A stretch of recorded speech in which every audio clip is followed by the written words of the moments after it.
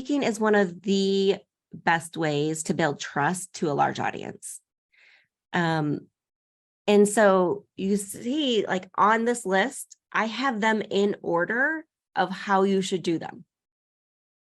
So start off doing like Facebook Lives, YouTube, like just, there's like a lot of YouTube shows out there, podcasts, getting interviews on other people's podcasts or shows. Those kind of go hand in hand. But those are the first things you should start doing, because you've got to start honing your message. You've got to start getting comfortable with people interviewing you and sharing your message, and you got to get comfortable with your call to actions. And so you should not jump right into creating your own podcast. That is not where we start.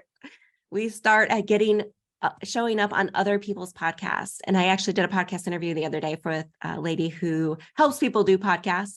And we were chatting, and we were in love with each other by the end, because we're both so passionate about this. She's like, I won't work with people if they have not been on at least 100 shows, other people's shows, right? Like you can't, it will take so much time and effort for you to get going.